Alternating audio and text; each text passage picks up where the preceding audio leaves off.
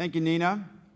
Like a lot of you, I can remember sitting in this room last year listening to some of the best minds in our industry talk about this brave new world of tablet media. And the iPad launch was just a few weeks away. And like a lot of you, I had a team back in my office busily working on our first tablet version of Popular Mechanics. So I took away a few lessons from the conference. One was, no, we weren't crazy to think that there could be a business here and it was worth putting all of our energy and our best, most creative talents on this project. Yes, navigating this terrain was going to be incredibly complicated, and no, nobody else knew what the hell they were doing either. So there really was no rule book, and we just kind of made it up as we went along, and we were fortunate to work in a company that gave us the freedom to really take a stab at it and experiment with our approach to building an iPad app. And we literally started with this. We used to bring this little frame the size of an iPad screen to meetings and try to use it to visualize, you know, how are we going to put all of this into a device this size? You know, how do you fit all that stuff into it? It sounds kind of silly now, but the fact is, this was the form factor of the tablet is both a challenge and an opportunity for magazine makers. In our case, we found the best approach was to put together an in-house team comprised of our own Popular Mechanics art department led by Michael Lawton, developers that Hearst already had in the company, and an editorial team led by my deputy editor, Jerry Balinson.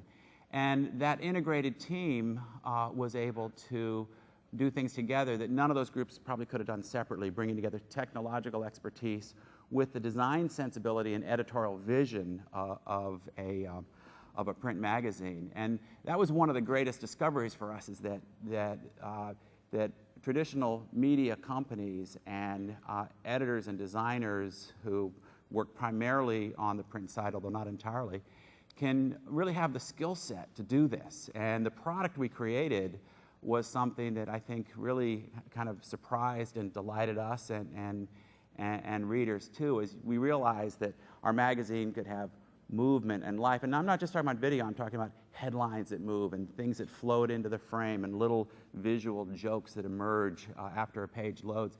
And that my designers all of a sudden were not just thinking about pictures and color and type and shapes, but they were thinking about time and mass and how much energy a page would convey as it moved onto the screen, and that these were very natural for them to work with. So it really is a magazine media. Magazines are not restricted to print. We've been liberated from the limitations of paper. And Chris Anderson, the editor of Wired, said something neat not long ago. He said that your iPad edition of your magazine is kind of like the platonic ideal of your magazine. Well, I was a philosophy major in college, so he kind of had me at platonic. But I think that the idea here is, just because magazines have lived on paper doesn't mean that that's what it is. The magazine is not the paper. The magazine is the ideas and the values and the visual style and the point of view that it brings to the topic. And these tablets liberate us to be able to really explore and develop those things in ways, in a sense, that we've always wanted to do, to reach that platonic ideal instead of being restricted to the limited presentation that we've had. So our first app came out last summer, and we've been putting out a monthly edition for about 7 months now. Like a lot of you, again, it's been a fascinating, challenging period where we've had to rethink our workflows, our creative process, even the tools that we use to build not just the tablet edition, but the print magazine as well. Now we're working on the 7-inch Android platform, so we've got another little frame we've got to bring to meetings and think about how we move our magazine down to this size.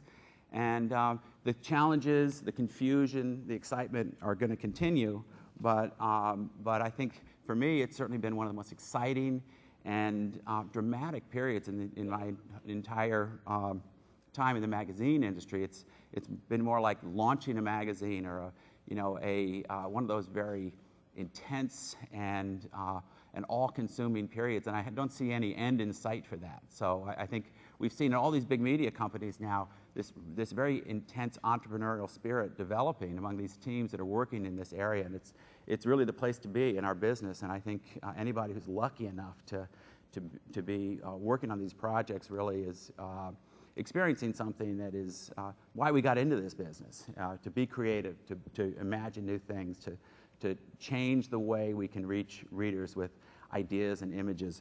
So we're going to hear from a lot of our colleagues today. We're going to have to do something called a 2-minute drill down. And so we'll have teams from different publications come up and talk about something special in their apps that they're particularly proud of and give a demonstration. But when we say 2 minutes, we really mean 2 minutes. There'll be a countdown clock. And when it gets to the end, there'll be a buzzer that goes off. So, no pressure or anything. It's going to be a jam-packed day. I want to thank Nina and MPA's Howard Polskin for having the vision to make MPA a leader in this space, and for doing a great job setting up this conference. So let's get started.